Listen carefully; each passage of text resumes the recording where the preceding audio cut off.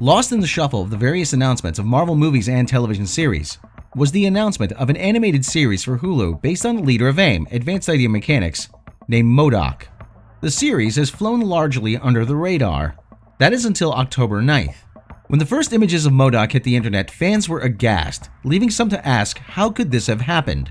First, we'll go through a brief history of the character M.O.D.O.K, the etymology of the Hulu series, and what exactly Marvel may be thinking with this approach to the character. Created by Stan Lee and Jack Kirby, M.O.D.O.K first appeared in Marvel Comics' 1967's Tales of Suspense numbers 93 and 94. Born George Tarleton, he was an employee of AIM, Advanced Idea Mechanics. And after creating the Cosmic Cube, AIM scientists genetically altered Tarleton into a human superintelligence with the acronym Mental Organism Designed Only for Computing, or MODOK for short. After killing the AIM hierarchy, M.O.D.O.K, now with a K, which stands for killing, seized control of the organization. The character became a frequent nemesis of Captain America and often crossed paths with Carol Danvers' Ms. Marvel, the Hulk, the Submariner, the Fantastic Four, and even Doctor Doom. M.O.D.O.K's disproportionately enlarged cranium is a result of him having artificially heightened intelligence, which came at the expense of the rest of his body, which can no longer support his weight. His brain function is such that he can accomplish complex computing tasks and make logistical analysis that almost borders on precognition. M.O.D.O.K also has psionic and telepathic abilities, and thanks to his headband can project beams of energy, mentally control large numbers of people, and can generate force fields that can withstand a nuclear explosion. M.O.D.O.K was and is a rather formidable foe for any superhero. So why relegate such a powerful villain to what is essentially farcical sitcom fare? As the sun was setting on Marvel's deal with Netflix in February of 2019, it was announced that Marvel was now setting up shop on Hulu, which now Disney owns a majority stake in.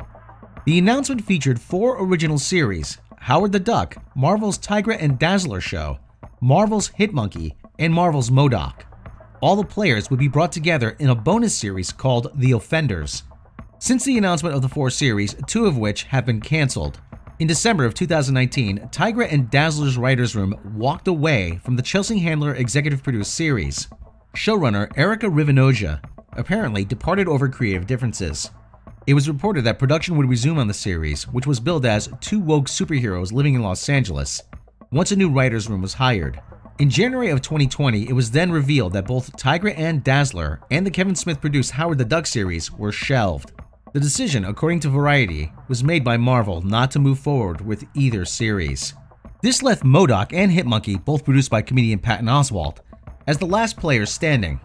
One day after the announcement that Howard the Duck and Tigra and Dazzler had been canned, the voice cast for M.O.D.O.K was revealed.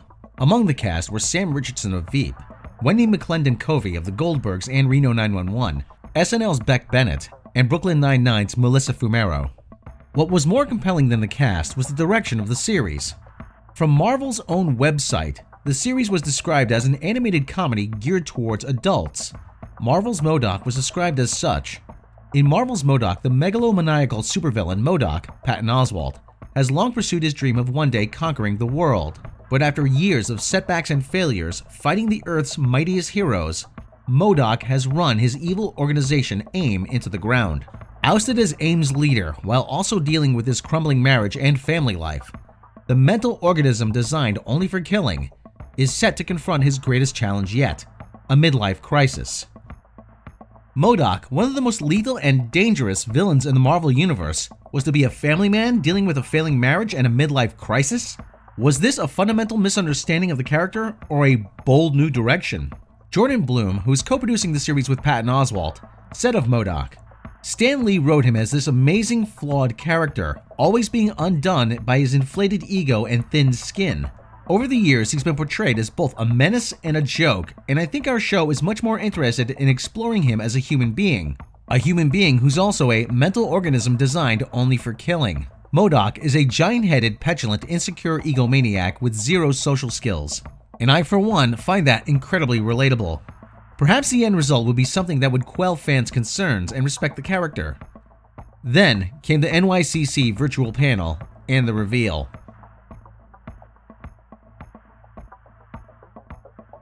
In a YouTube video published on October 9th, audiences, or should we say potential audiences, got their first glimpse of M.O.D.O.K.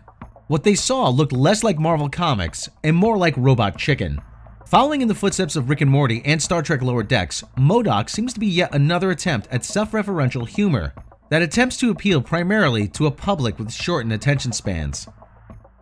What do you think of this new comedic direction for Marvel's villain M.O.D.O.K? And let us know in the comments if you're excited to see it.